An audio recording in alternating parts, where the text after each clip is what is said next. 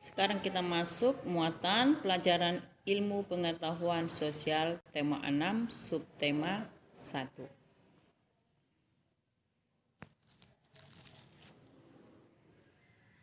Menjelaskan sumber daya alam atau SDA di Indonesia.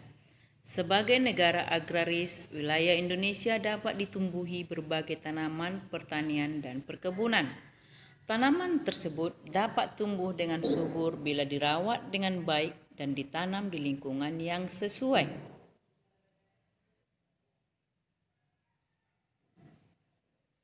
Ayo perhatikan lingkungan yang sesuai untuk tanaman berikut. Lingkungan dataran tinggi. Ciri-ciri lingkungan dataran tinggi: 1. Ketinggian lebih dari 400 meter di atas permukaan laut. 2. Udaranya dingin. 3. Tanahnya subur. Jenis tanaman yang cocok di lingkungan dataran tinggi yaitu brokoli, wortel, kol, kentang, dan apel. Di lingkungan pegunungan, ciri-ciri lingkungan pegunungan: 1. Ketinggian lebih dari 500 meter di atas permukaan laut. 2. Udaranya dingin. 3. Tanahnya subur. Jenis tanaman yang sesuai di lingkungan pegunungan yaitu teh, karet, kentang, pohon kina, dan wortel. Lingkungan pantai. Lingkungan pantai mempunyai ciri-ciri: 1. Ketinggian 0 meter di atas permukaan laut. 2. Udaranya panas. 3. Tanahnya kurang subur dan berupa pasir. Jenis tanaman yang sesuai di lingkungan pantai: pohon kelapa, tanaman bakau, pandan pantai, sukun, dan cemara laut. Lingkungan dataran rendah. Ciri-ciri lingkungan dataran rendah: 1. Ketinggian antara 0 sampai 200 meter di atas permukaan laut. Udaranya panas. Jenis tanaman yang cocok atau sesuai: mangga, kedelai, padi, jagung, dan kayu jati. Ya, seperti di daerah kita tinggal di daerah dataran rendah. Jadi kita bertanam padi sekarang. Berikutnya hubungan lingkungan, sumber daya alam, dan kegiatan masyarakat. Lingkungan pegunungan, potensi sumber daya alamnya teh, karet, kentang, dan wortel. Mata pencaharian masyarakat yaitu petani perkebunan, petani sayur, peternak, dan pedagang. Lingkungan dataran tinggi. Potensi sumber daya alam yaitu brokoli, wortel, kol, apel, dan kentang. Mata pencarian masyarakat yaitu petani perkebunan, petani sayur, peternak, dan pedagang. Lingkungan dataran rendah. Potensi sumber daya alam yaitu padi, jagung, mangga, kayu jati, dan kedelai. Mata pencaharian masyarakat yaitu petani, peternak, pedagang, dan karyawan atau buruh. Lingkungan pantai.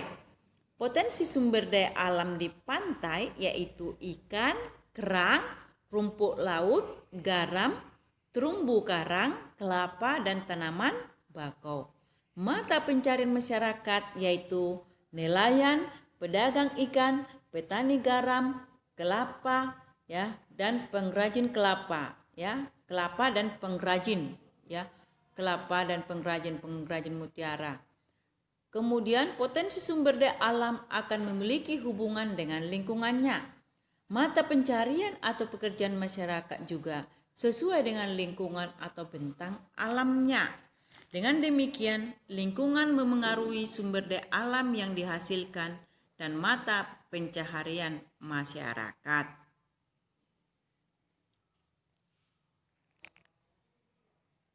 Nah, sekarang kita menjelaskan sumber daya alam atau SD yang dapat diperbaharui. Ini sudah belajar kita. Berdasarkan ketersediaannya di alam, sumber daya alam akan dikelompokkan menjadi 2, yaitu sumber daya alam yang dapat diperbaharui dan sumber daya alam yang tidak dapat diperbaharui.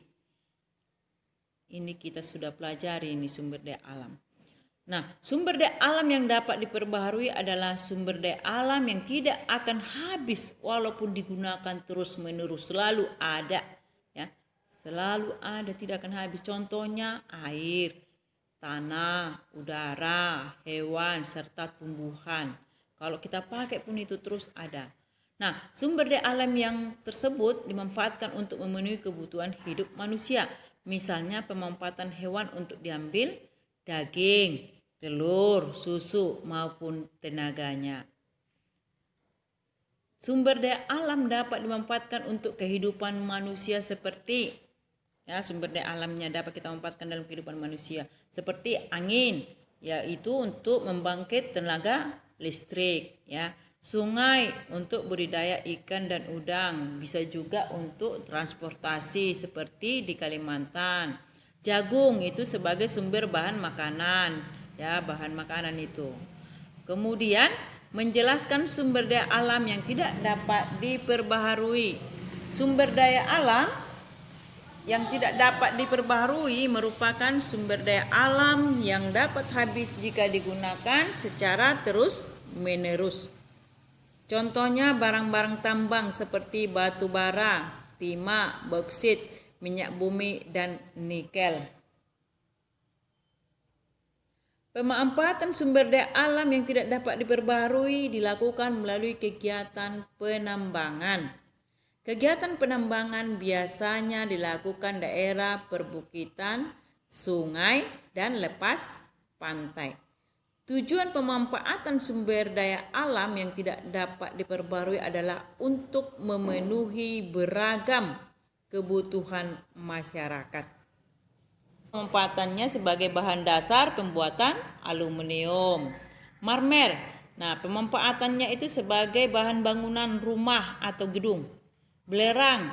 Pemanfaatannya adalah sebagai campuran bahan pewarna dan bahan baku pembuat korek api.